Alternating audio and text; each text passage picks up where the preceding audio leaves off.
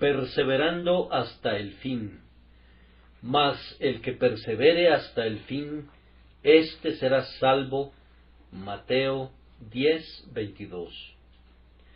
Este particular texto fue originalmente dirigido a los apóstoles cuando fueron enviados a enseñar y a predicar en el nombre del Señor Jesús.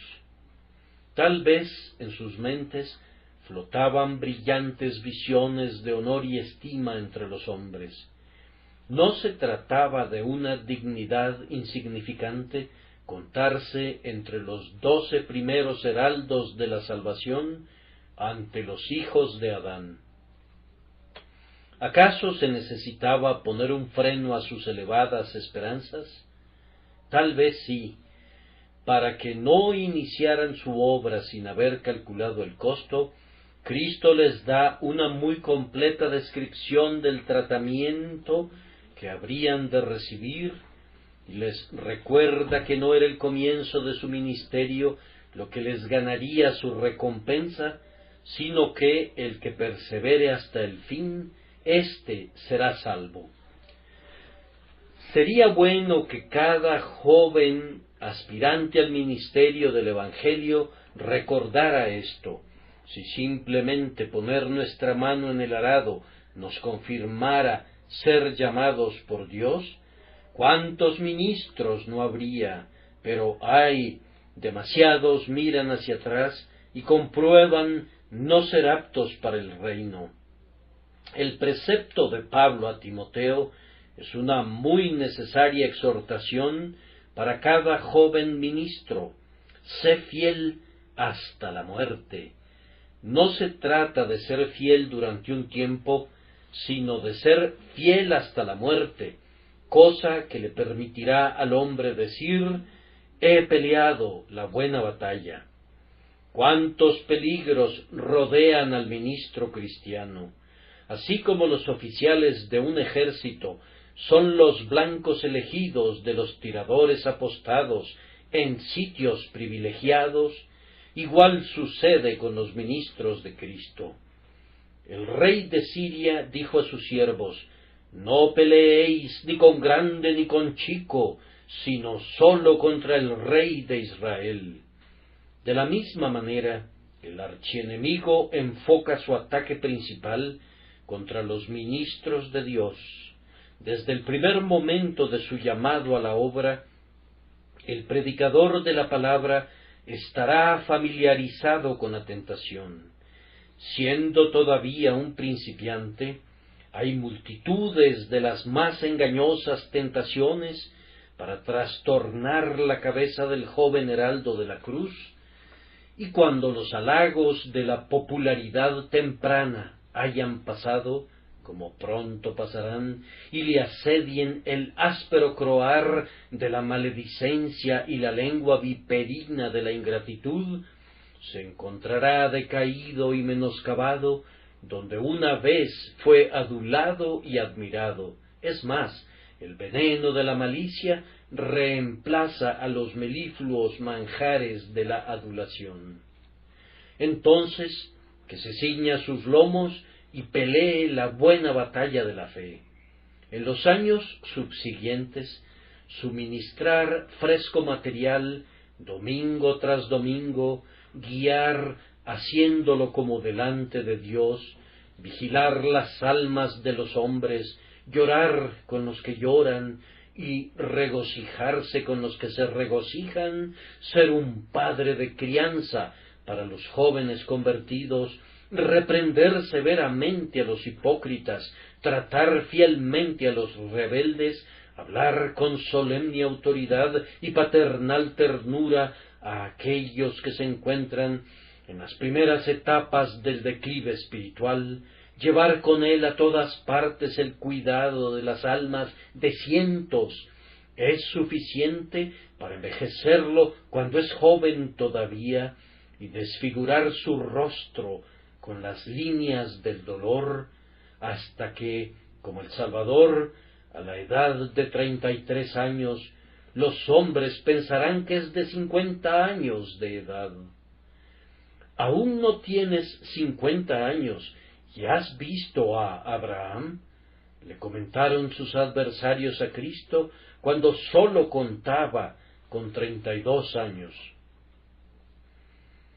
Si el ministro cayera, amigos míos, si ubicado sobre un pináculo fuera derribado, si estando en lugares resbalosos titubeara, si el que porta el estandarte cayera, como puede muy bien caer, qué daño sería infligido a la Iglesia, qué gritos se oirían entre los adversarios, qué danzas serían vistas entre las hijas de los filisteos, cómo se habría manchado en el polvo el estandarte de Dios, y el nombre de Jesús habría sido arrojado al cielo.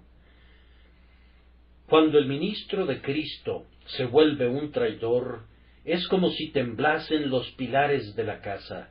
Cada piedra de la estructura resiente el sacudimiento. Si Satanás tiene éxito en trastornar a los predicadores de la palabra, es como si hubiese un árbol muy frondoso que súbitamente fuera derribado por el hacha y se quedara postrado en el polvo hasta que se marchitara y se pudriera. Pero ¿dónde están las aves del cielo que hacían nido en sus ramas? ¿Y a dónde huyeron esas bestias del campo que encontraban una reconfortante sombra debajo de su ramaje? El espanto se ha apoderado de ellos y huyen aterrados. Todos los que eran alentados por la palabra del predicador, fortalecidos por su ejemplo y edificados por su enseñanza, están llenos de humillación y tristeza y claman: ¡ay, hermano mío!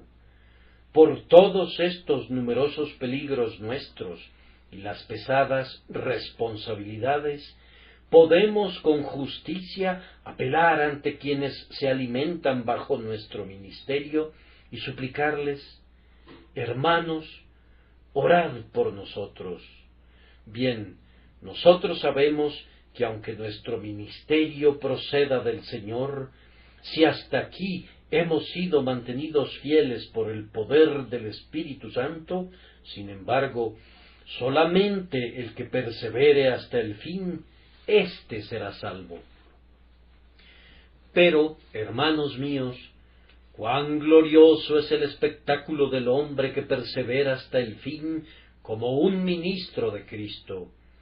Tengo grabado sobre mi corazón en este momento el retrato de alguien muy, muy querido para mí, y creo que puedo aventurarme a realizar un ligero bosquejo de él como un digno ejemplo de lo honroso que es perseverar hasta el fin. Este hombre comenzó a predicar la palabra siendo joven todavía. Descendiente de ancestros que habían amado al Señor y servido en su iglesia, sentía el ardor del santo entusiasmo. Habiendo demostrado sus capacidades, entró a una institución educativa y al completar sus cursos se estableció en un lugar en el que por más de 50 años continuó sus labores. En sus tempranos días, su sobria sinceridad y su sana doctrina fueron reconocidas por Dios en muchas conversiones, tanto en el lugar donde trabajaba como en otros lugares. Asediado por la calumnia y los ultrajes, fue su privilegio sobrellevarlos. Sobrevivió a sus enemigos, y aunque había enterrado a una generación de sus amigos, pudo encontrar cálidos corazones que se agruparon a su alrededor hasta el fin. Visitando su rebaño, predicando en su propio púlpito y haciendo muchísimos viajes para visitar otras iglesias, los años se sucedieron con tanta rapidez que se convirtió en cabeza de una gran tribu de hijos y nietos, la mayoría de ellos caminando en la verdad. A la edad de 80 años continuaba predicando hasta que, agobiado por las enfermedades, aunque se mantenía tan gozoso y tan jovial como en el apogeo de su juventud, llegó su tiempo de morir. Él pudo decir verdaderamente cuando habló conmigo al final: que yo sepa, mi testimonio para Dios no se ha alterado nunca en relación a las doctrinas fundamentales. He crecido en experiencia, pero desde el primer día hasta ahora no he tenido nuevas doctrinas que enseñar a mis oyentes. No he tenido que hacer ninguna confesión de error sobre puntos vitales, sino que me he adherido a las doctrinas de la gracia y puedo decir ahora que las amo más que nunca. Era alguien como Pablo el anciano, que anhelaba predicar mientras sus vacilantes rodillas lo pudieran transportar al púlpito. Estoy muy agradecido por haber tenido un abuelo así. Durmió en Cristo hace solo unas cuantas horas, y en su lecho de muerte hablaba tan jovialmente como suelen hacerlo los hombres que gozan del pleno vigor de la salud. De manera muy dulce hablaba de la preciosidad de Cristo y principalmente de la seguridad del creyente, de la veracidad de la promesa, de la inmutabilidad del pacto, de la fidelidad de Dios y de la infalibilidad del decreto divino. Entre las cosas que dijo al final está esta que, nosotros creemos, vale la pena que atesoren en su memoria. El doctor Watts canta: firme como la tierra, tu evangelio permanece, Señor mío, esperanza mía, mi confianza. ¿Cómo, doctor? ¿No hay algo más firme que eso? ¿No pudiste encontrar una comparación mejor? Vamos, la tierra cederá bajo nuestros pies cualquiera de estos días si nos apoyamos en ella. La comparación no sirve. El doctor estaba mucho más cerca del blanco cuando dijo: firme como su trono, su promesa permanece, y él puede guardar muy bien lo que he puesto en sus manos hasta la hora decisiva. Firme como su trono, dijo, debe dejar de ser rey antes de quebrantar su promesa o perder a su pueblo. La soberanía divina nos asegura a todos. Se durmió muy tranquilamente, pues su día había terminado y la noche había llegado. ¿Y qué otra cosa podía ser que ir a descansar en Jesús? Quiera Dios que sea nuestra porción predicar la palabra en tanto que tengamos aliento, permaneciendo firmes hasta el fin en la verdad de Dios. Y si no viéramos a nuestros hijos y a nuestros nietos testificando esas doctrinas que son queridas para nosotros, que al menos veamos a nuestros hijos caminando en la verdad. No sé de nada, queridos amigos, que escogería tener como tema de la ambición de mi vida que permanecer fiel a mi Dios hasta la muerte, ser todavía un ganador de almas, ser todavía un verdadero heraldo de la cruz y dar testimonio del nombre de Jesús hasta la última hora. Son sólo esas personas las que serán salvas en el ministerio. Nuestro texto, sin embargo, aparece de nuevo en el capítulo 24 de Mateo, en su versículo 13, y en esa ocasión no estaba dirigido a los apóstoles, sino a los discípulos. Los discípulos, viendo las inmensas piedras que fueron usadas en la construcción del templo, admiraban grandemente el edificio y esperaban que el Señor expresara al paso unas pocas palabras de encomio, en vez de lo cual él, que no vino a admirar la arquitectura, sino a labrar piedras vivas procedentes de la cantera de la naturaleza para usarlas en la construcción de un templo espiritual, transformó sus observaciones en una aplicación práctica al advertirles de un tiempo de tribulación en el que habría tal tribulación como no la había habido nunca antes, y agregó, ni la habrá. Describió que los falsos profetas abundarían y el amor de muchos se enfriaría, y les advirtió que el que persevere hasta el fin, éste será salvo. Así que esta solemne verdad se aplica a cada uno de ustedes. El cristiano, aunque no es llamado a la posición de peligro que significa testificar públicamente sobre la gracia de Dios, está destinado en su medida a testificar en relación a Jesús y en su propia esfera y lugar, a ser una antorcha que arde y alumbra. No tiene los cuidados de una iglesia, pero tiene mucho más, pues están los cuidados del negocio. Él está mezclado con el mundo, está forzado a asociarse con los impíos. En un alto grado, al menos 6 días a la semana, debe caminar en una atmósfera incompatible con su naturaleza. Es forzado a oír palabras que nunca le provocarán al amor ni a las buenas obras, y a contemplar acciones cuyo ejemplo es odioso. Está expuesto a tentaciones de todo tipo y tamaño, pues esta es la porción de los seguidores del Cordero.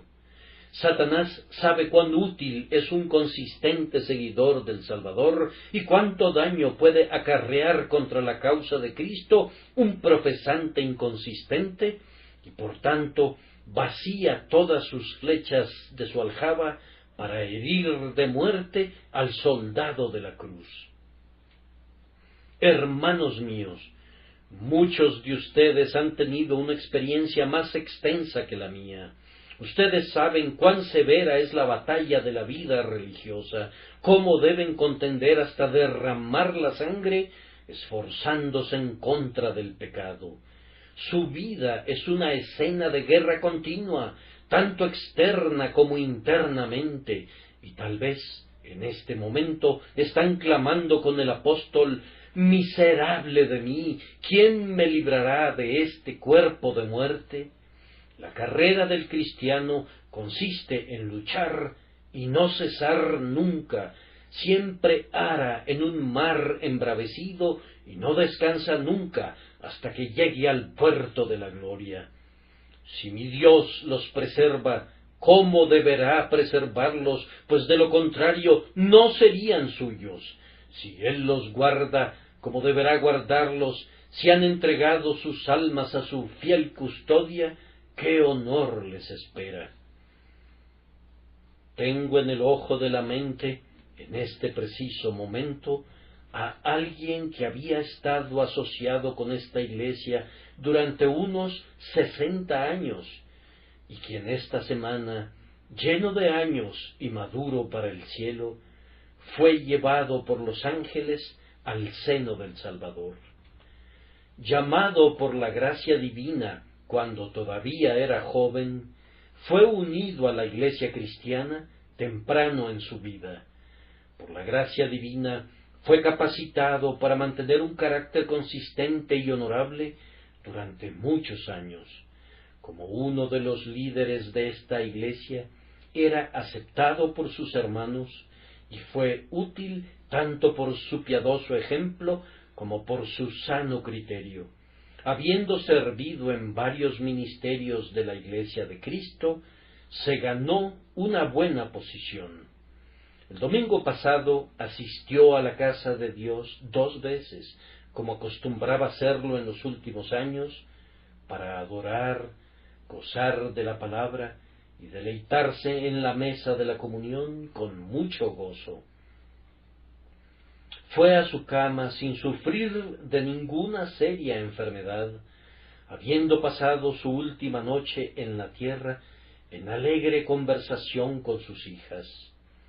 antes de la luz matinal, con su cabeza apoyada en su mano, se quedó dormido en Cristo, habiendo sido admitido al reposo que queda para el pueblo de Dios.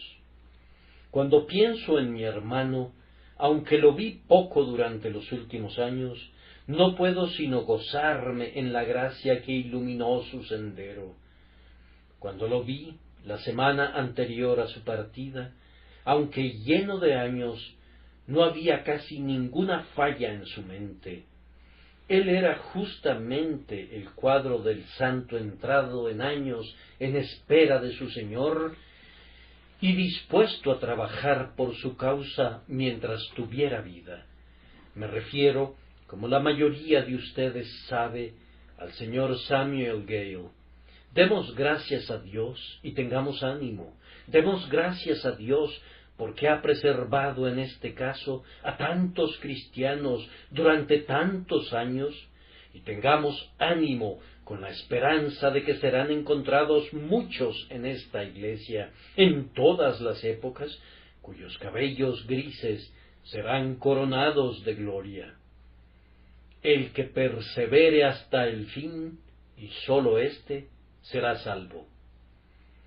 Pero, queridos amigos, la perseverancia no es la porción de unos cuantos, no es para los laboriosos predicadores de la palabra o para los líderes consistentes de la iglesia. Es la porción común de cada creyente en la iglesia. Debe ser así, pues sólo así demuestran que son creyentes. Debe ser así, pues únicamente por su perseverancia puede ser cumplida la promesa: el que creyere y fuere bautizado será salvo. Sin perseverancia no pueden ser salvos, y como deben ser salvos, habrán de perseverar por medio de la gracia divina. Ahora voy a hablar sobre nuestro texto con brevedad y sinceridad, conforme Dios me capacite, así. La perseverancia es el distintivo de los santos, el blanco de nuestros enemigos, la gloria de Cristo y el cuidado de todos los creyentes. Entonces, primero, la perseverancia es el distintivo de los verdaderos santos. Es su señal escritural. ¿Cómo puedo conocer a un cristiano? Bien, hasta cierto punto, las palabras revelan al hombre, pero el discurso de un hombre no siempre es la copia de su corazón, pues muchos son capaces de engañar con un lenguaje afable. ¿Qué dice nuestro Señor? Por sus frutos los conoceréis. Pero, ¿cómo habré de conocer los frutos de un hombre? ¿Vigilándolo durante un día? Puedo, tal vez, formarme una conjetura de su carácter al estar con él durante una sola hora, pero no podría pronunciarme confiadamente sobre el estado verdadero de un hombre, ni siquiera habiendo estado con él una semana. Una vez le preguntaron a George Whitefield qué pensaba del carácter de una cierta persona. «Nunca he vivido con él», fue su muy prudente respuesta. Si tomáramos el recorrido de la vida de un hombre, digamos durante 10, 20 o 30 años, y si mediante una cuidadosa supervisión vemos que produce los frutos de la gracia por medio del Espíritu Santo, podemos llegar a una conclusión con mucha seguridad. Como la aguja verdaderamente magnetizada de la brújula, a pesar de muchas desviaciones, apunta real y naturalmente al polo, así, si puedo ver que a pesar de las debilidades, mi amigo apunta a la santidad, sincera y constantemente, entonces podré concluir con algo parecido a la certeza que él es un hijo de Dios. Aunque las obras no justifican al hombre delante de Dios, sí justifican la profesión de un hombre delante de sus semejantes. Yo no puedo decir si tienes razón en llamarte cristiano, excepto por tus obras. Por tus obras, entonces, como dice Santiago, serás justificado. Por tus palabras no puedes convencerme de que eres un cristiano, y mucho menos por tu experiencia, que no puedo ver, sino que debo creer a ojos cerrados. Pero tus acciones dirán la verdad, y la dirán en voz alta, a menos que seas un redomado hipócrita. Si tu senda es como la luz de la aurora, que va en aumento hasta que el día es perfecto, yo sabría que la tuya es una senda de justicia. Todas las otras conclusiones son únicamente el juicio de la caridad que estamos obligados a ejercer, pero hasta aquí puede llegar el hombre emitiendo el juicio de la certeza cuando la vida de un hombre ha sido consistente todo el tiempo. Además, la analogía nos muestra que es la perseverancia la que debe señalar al cristiano. ¿Cómo conozco al ganador de una carrera? Allí están los espectadores y allá están los corredores. ¡Qué hombres tan fuertes! ¡Qué músculos tan magníficos! ¡Qué fortaleza y qué vigor! Allá está la meta, y ahí es donde debo juzgar quién es el ganador, no aquí, en el punto de partida, pues ¿no sabéis que los que corren en el estadio, todos a la verdad corren, pero uno solo se lleva el premio? Yo podría seleccionar a esta persona o a aquella como probable ganador, pero no puedo estar absolutamente seguro hasta que la carrera haya terminado. Allá van volando. Miren cómo se esfuerzan estirando sus músculos. Pero uno ha tropezado, otro se desmaya, un tercero se queda sin aliento y otros se quedan muy atrás. Solamente gana uno. ¿Quién es él? Bueno, el que continuó hasta el fin. Así yo puedo deducir de la analogía que Pablo constantemente nos recuerda basándose en los juegos de antaño, que sólo aquel que continúe hasta alcanzar la meta podrá ser considerado cristiano del todo. Un barco inicia un viaje a Australia. Si se detuviera en Madeira o se regresara después de llegar al cabo, ¿considerarían que debería ser llamado un barco emigrante de Nueva Gales del Sur? No, tiene que completar su viaje, pues de lo contrario no merece el nombre.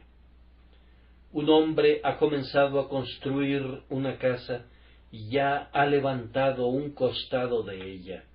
¿Lo considerarían un constructor si se detuviera allí sin poner el techo o completar las otras paredes?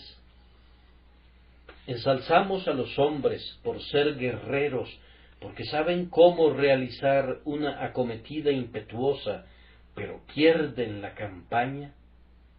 ¿Acaso no nos hemos burlado últimamente de los jactanciosos despachos de los comandantes procedentes de batallas en las que los dos grupos combatientes pelearon con valor y sin embargo ninguno de ellos tuvo el sentido común de presionar para cosechar la victoria? ¿En qué consistía la verdadera fortaleza de Wellington, sino en que cuando había alcanzado la victoria sabía cómo cegar la cosecha que había sido sembrada en sangre? Y solamente el que continúe hasta que ya no suene más la trompeta de la guerra es un verdadero vencedor y recibirá la corona al fin.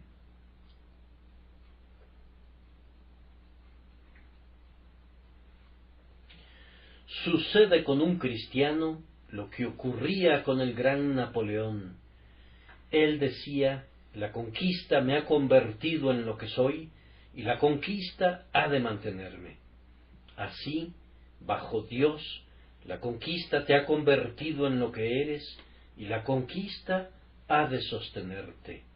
Tu lema debe ser Excelsior más arriba, o si no lo fuera, entonces no conoces el noble espíritu de los príncipes de Dios.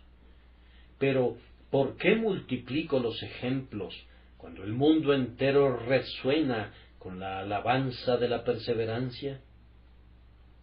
Además, el juicio del sentido común de la humanidad nos dice que aquellos que simplemente comienzan, pero no permanecen, no serán salvos. Vamos, si cada hombre que comenzara a seguir a Cristo fuera salvo, ¿quién se condenaría? En un país como este, la mayoría de los hombres tiene al menos un espasmo religioso en su vida. Supongo que no hay ninguna persona ante mí que en un momento u otro no haya determinado ser un peregrino. Tú, señor flexible, fuiste inducido por un amigo cristiano que ejercía alguna influencia en ti para acompañarle un breve trecho hasta que llegaste al pantano del desaliento y te consideraste muy sabio cuando trepaste fuera del lodazal por aquella pared que estaba más cerca de tu propia casa, e incluso tú, señor obstinado, no siempre eres terco, tienes arrebatos de reflexión e intervalos de ternura. Querido oyente, cuán impresionado estabas en la reunión de oración, cuán emocionado estabas en aquel servicio de avivamiento, cuando escuchaste a un celoso hermano predicar en el teatro. ¡Qué impresión te produjo! Ah, sí, el taller fue cerrado 1 o 2 domingos. No dijiste ningún juramento, ni te embriagaste durante casi un mes, pero no pudiste aguantar más. Ahora, aunque esos que comenzaran fueran salvos, ¿por qué habrías de tener seguridad, ya que al momento presente estás muy lejos de cualquier cosa semejante a la religión, de la manera que la oscuridad de medianoche está lejos de la deslumbrante luz del mediodía? Además, yo digo que el sentido nos muestra que un hombre debe permanecer, pues de lo contrario no puede ser salvo, porque los peores hombres son aquellos que comienzan, pero luego renuncian. Si pasaras todas las negras páginas de la infamia para encontrar el nombre del hijo de la perdición, ¿dónde lo encontrarías? Pues bien, en medio de los apóstoles. El hombre que había obrado milagros y había predicado el Evangelio, vendió a su maestro por 30 piezas de plata. Judas Iscariote traiciona al Hijo del Hombre con un beso. ¿Dónde hay un nombre peor que el de Simón el Mago? También creyó Simón mismo, dice la Escritura, y sin embargo ofreció dinero a los apóstoles para que le vendieran al Espíritu Santo. ¡Qué infame notoriedad ha alcanzado Demas, que amó al presente mundo malvado! ¿Cuánto daño le hizo a Pablo Alejandro el calderero? Me ha causado muchos males, dijo él, el Señor le pague conforme a sus hechos. Y sin embargo, estuvo una vez en sumo peligro e incluso expuso su propia persona en el teatro de Éfeso para rescatar al apóstol. Nadie es tan malo como el que en un tiempo parecía ser bueno. Si la sal se desvaneciere, ¿con qué será salada? Aquello que es mejor cuando está maduro es peor cuando se pudre.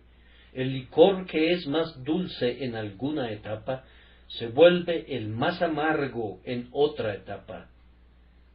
No se alabe tanto el que se ciñe las armas como el que las desciñe, pues incluso el sentido común nos enseña que no es comenzar, sino continuar hasta el fin, lo que marca el tiempo del Hijo de Dios. Pero no necesitamos mirar a la analogía y al mero sentido común. La Escritura es lo suficientemente clara. ¿Qué dice Juan? Salieron de nosotros. ¿Por qué? ¿Fueron santos alguna vez? Oh, no. Salieron de nosotros, pero no eran de nosotros, porque si hubiesen sido de nosotros, habrían permanecido con nosotros, pero salieron para que se manifestase que no todos son de nosotros. No eran cristianos, pues de lo contrario no hubieran apostatado así. Pedro dice, pero les ha acontecido lo del verdadero proverbio, el perro vuelve a su vómito y la puerca lavada a revolcarse en el cieno, indicando de una vez muy claramente que el perro, aunque vomitó, siempre fue un perro. Cuando los hombres desembuchan sus pecados a regañadientes, no renunciando a ellos porque les desagradan, sino porque no pueden retenerlos, si llega un tiempo favorable, volverán a tragar una vez más lo que parecieron abandonar. La puerca que fue lavada, ¡ay! Tráiganla a la sala, preséntenla en sociedad. Fue lavada, y muy bien lavada, por cierto. ¿Quién vio jamás a un miembro tan respetable de la honorable confraternidad de cerdos? Que pase, sí, pero ¿la conservarás allí? Espera y verás. Debido a que no la has transformado en hombre, en la primera ocasión será descubierta revolcándose en el cieno. ¿Por qué? Porque no era un hombre, sino una puerca. Y así creemos que podemos aprender de otra multitud de pasajes, si tuviéramos el tiempo de citarlos, que los que regresan a la perdición no son santos para nada, pues la perseverancia es la insignia de los justos. No obstante, proseguirá el justo su camino, y el limpio de manos aumentará la fuerza. No sólo recibimos la vida por la fe, sino que la fe la sustenta, mas el justo vivirá por fe, y si retrocediere, no agradará a mi alma. Lo que hemos aprendido de la Escritura, queridos amigos, ha sido abundantemente confirmado por la observación. Cada día bendigo a Dios, porque en una iglesia tan numerosa tenemos comparativamente muy pocas personas que han resultado ser falsas, pero he visto lo suficiente, y el Señor lo sabe, más que suficiente, para volverme celoso por ustedes con un celo piadoso. Puedo dar muchos ejemplos de hombres y mujeres que corrían bien. ¿Quién les estorbó para no obedecer la verdad? Recuerdo a un joven de quien opinaba tan favorablemente como de cualquiera de ustedes, y yo creo que merecía en aquella época nuestro juicio favorable. Caminaba entre nosotros, uno de los más esperanzadores de nuestros hijos, y esperábamos que Dios lo hiciera útil para su causa. Cayó en malas compañías. Quedaba todavía en él suficiente conciencia, después de un largo trayecto pecando en secreto, para hacerle sentir incómodo en su perversidad, aunque no renunciaba a ella. Y cuando al fin su pecado le miró en la cara y otros lo descubrieron, quedó tan avergonzado que, aunque llevaba el nombre de cristiano, tomó veneno para escapar la vergüenza que se había acarreado. Fue rescatado por la pericia y la buena providencia de Dios. Pero ¿dónde se encuentra y qué hace? Solo Dios lo sabe, porque había tomado otro veneno más letal todavía, que lo hizo esclavo de sus propias concupiscencias. No crean que se trata solamente de los jóvenes. Es un hecho muy lamentable que hay proporcionalmente más rebeldías entre los viejos que entre los jóvenes, y si quieren encontrar a un gran pecador en ese sentido, lo encontrarán, de seguro, el 99% de las veces, con cabellos grises en su cabeza. ¿Acaso no he mencionado frecuentemente que no encuentran en la Escritura muchos casos de jóvenes que se descarrían? Pueden encontrar a los pecadores pecando, pero todos ellos se estaban volviendo viejos. Allí está Noé, ya no era joven. Allí está Lot, que cuando se embriagó ya no era un muchacho. Allí está David con Betsabé, no era un joven al calor de la pasión. Allí está Pedro negando a su Señor, no era un muchacho en ese momento. Estos eran hombres de experiencia y conocimiento y sabiduría, así que el que piensa estar firme, mire que no caiga. Con tristeza recordamos a uno que, hace años, le oímos orar entre nosotros y lo hacía dulcemente. Era estimado y apreciado por todos nosotros. Recuerdo a un hermano que dijo muy amablemente, pero no demasiado sabiamente: si él no es un hijo de Dios, yo tampoco. Pero lo que hizo, hermanos míos, para nuestra vergüenza y tristeza, fue desviarse al peor y más inmundo de los pecados. ¿Y dónde está ahora? Tal vez la cantina nos lo podría decir, o peores lugares todavía. Así que hemos podido ver que el sol de la tierra puede eclipsarse, las estrellas de la tierra pueden apagarse, y toda la gloria humana puede derretirse hasta la vergüenza. Ningún verdadero hijo de Dios perece, grábense eso, pero este es el emblema de un verdadero hijo de Dios, que un hombre permanece hasta el fin.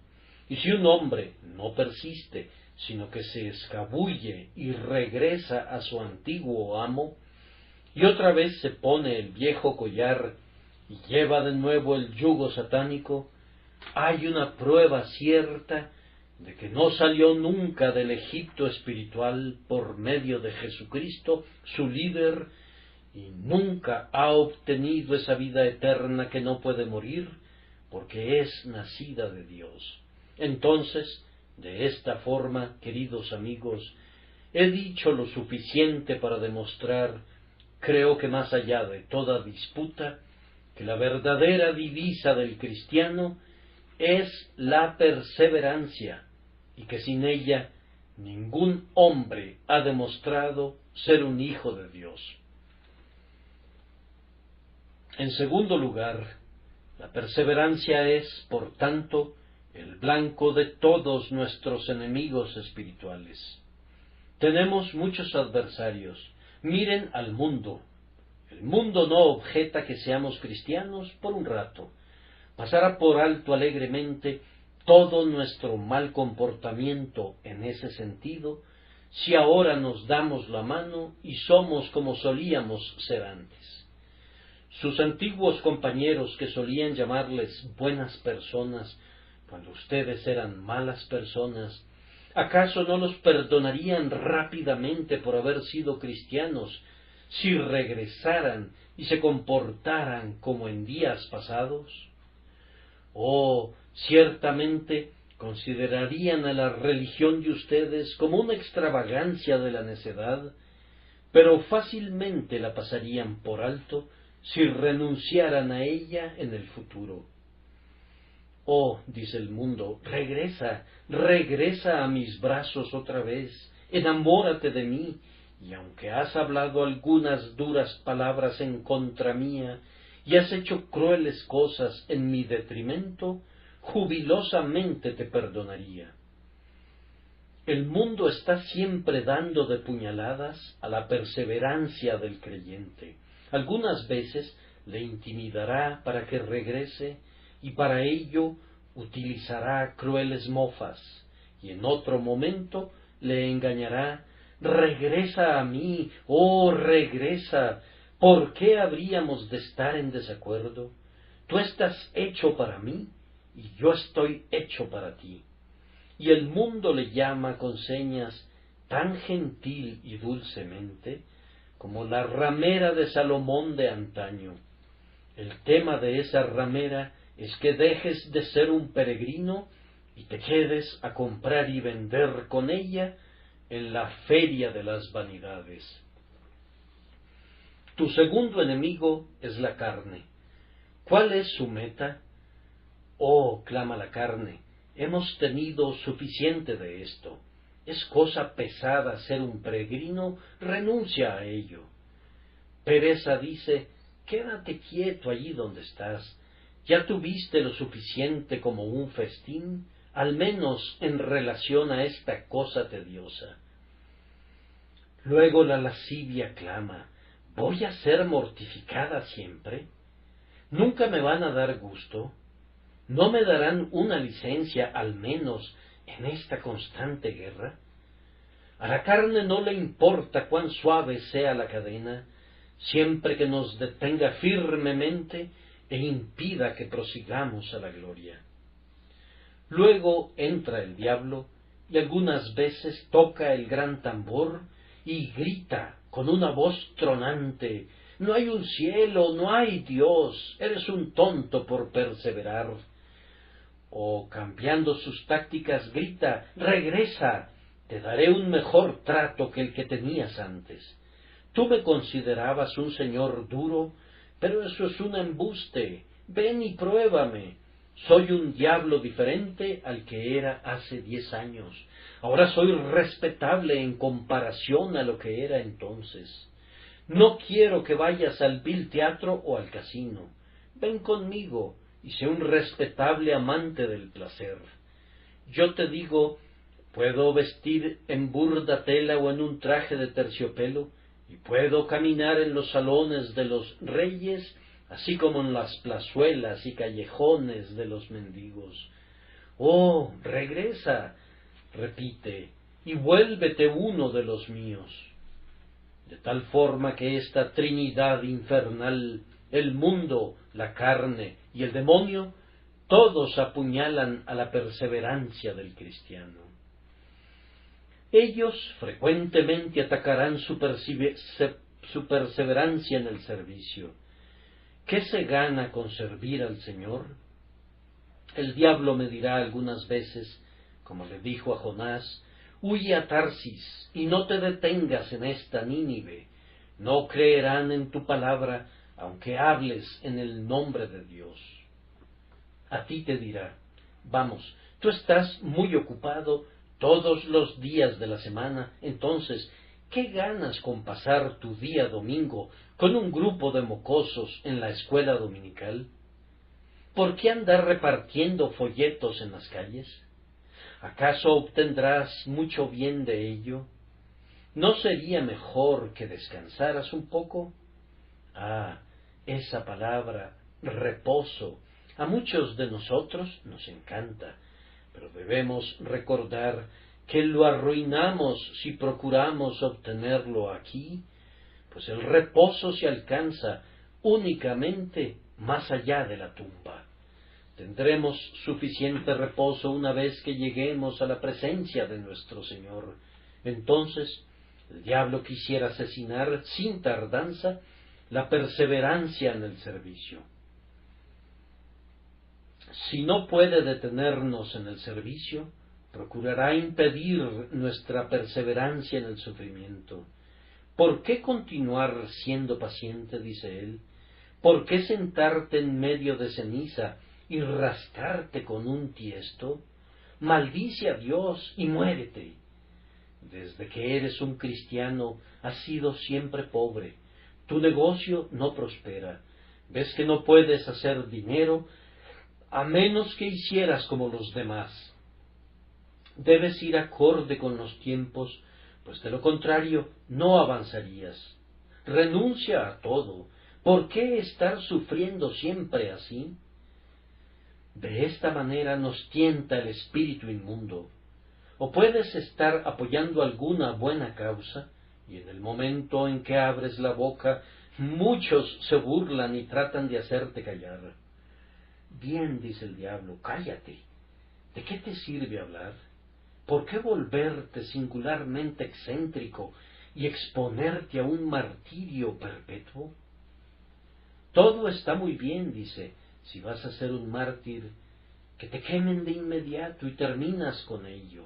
Pero si te van a colocar, como a Lord Cobham, para ser calcinado sobre un fuego lento durante días, no es confortable. Vamos, dice el tentador, ¿por qué sufrir siempre? Renuncia. Ustedes ven que el diablo dispara también contra la perseverancia en el sufrimiento. O tal vez es la perseverancia en la tenacidad. El amor de muchos se ha enfriado, pero ustedes permanecen llenos de celo. Bien, dice él, ¿de qué te sirve ser tan celoso? Otras personas son lo suficientemente buenas personas y no podrías censurarlos. ¿Por qué razón quieres ser más justo de lo que son ellos? ¿Por qué quieres empujar a la iglesia delante de ti y arrastrar al mundo detrás de ti? ¿Qué necesidad tienes de asistir a 2 servicios en un día? ¿No basta con uno? Haz lo que hacen los demás. Holgazanea como lo hace el resto de las personas. Duerme igual que duermen los demás.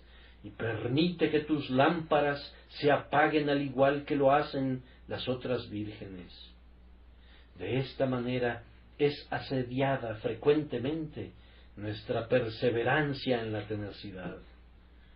O, por otra parte, será en nuestros sentimientos doctrinales. Vamos, dice Satanás, ¿sostienes estos credos denominacionales? Los hombres sensibles se están volviendo más liberales, están regalando lo que no les pertenece, la verdad de Dios, están quitando los antiguos mojones.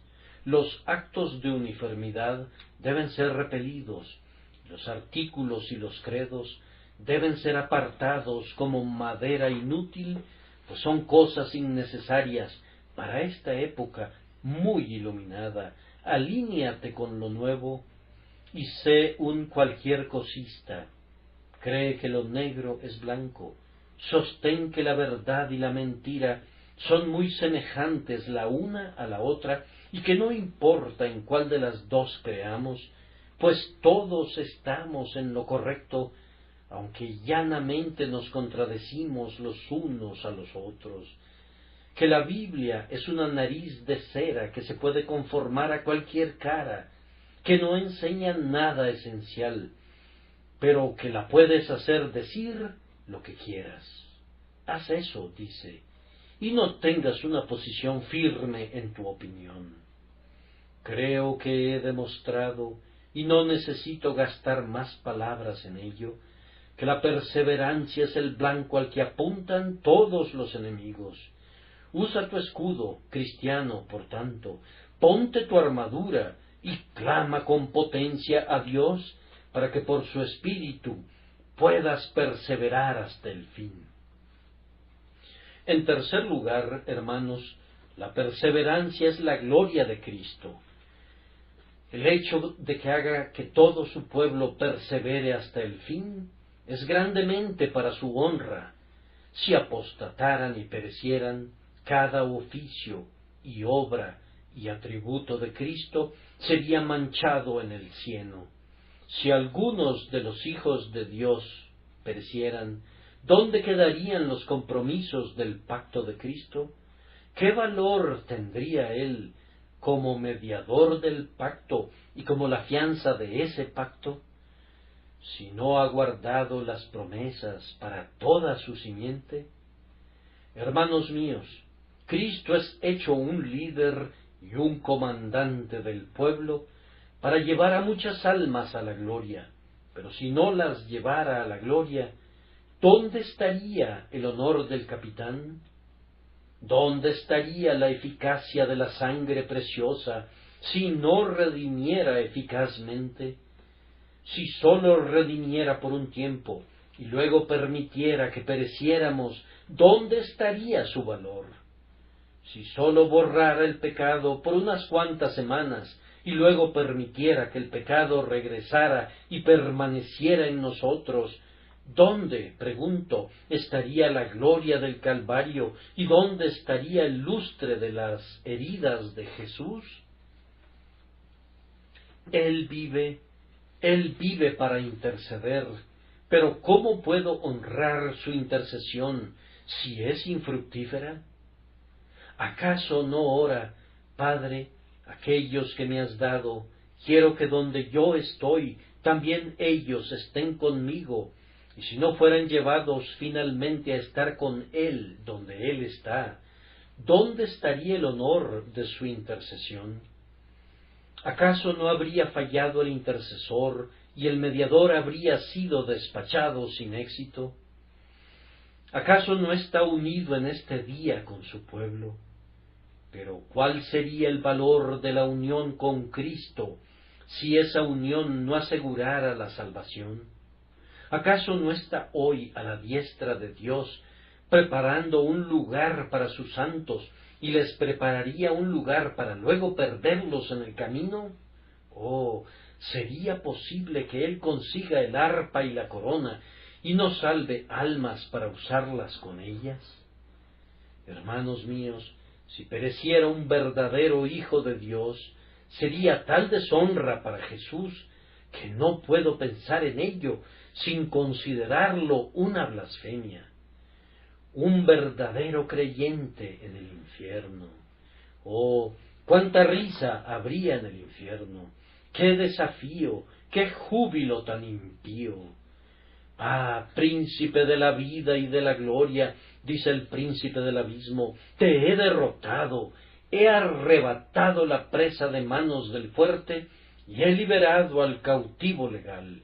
He quitado una joya de tu corona. Mira, aquí está. Tú redimiste a esta alma con sangre y sin embargo está en el infierno. Oye lo que grita Satanás. Cristo sufrió por esta alma y sin embargo la hace sufrir a ella misma. ¿Dónde está la justicia de Dios? Cristo bajó del cielo a la tierra para salvar a esta alma y falló en el intento y yo la tengo aquí. Y conforme sumerge a esa alma en olas más profundas de dolor, el grito del triunfo se elevaría más y más blasfemamente. Hemos conquistado el cielo, hemos rasgado el eterno pacto, hemos frustrado los propósitos de Dios, hemos derrotado su decreto, hemos triunfado sobre el poder del mediador y hemos tirado su sangre al suelo. ¿Sucedería algo así jamás?